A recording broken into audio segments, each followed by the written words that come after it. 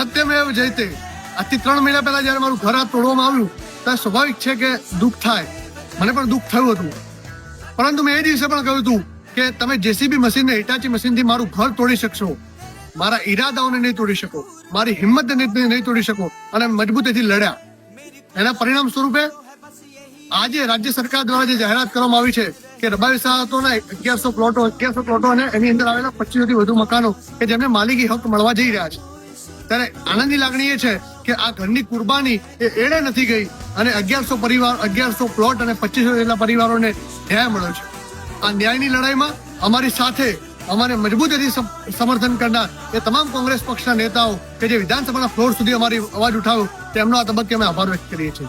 સાથે સાથે અમારા સાધુ સંતો મહાત્માઓ જે અમારા વિસ્તારની મુલાકાતે આવ્યા અને દુઃખમાં અમારી સાથે ઉભા રહેવાનું કામ કર્યું અને સરકાર સુધી અમારી અવાજ પહોંચાડી તેમનો પણ આભાર વ્યક્ત કરીએ છીએ. સાથે સાથે અમારા સામાજિક આગેવાનો જેમને પણ અમારી અવાજ મજબૂતીથી સરકાર સુધી પહોંચાડી તેમનો પણ આભાર વ્યક્ત કરીએ છીએ.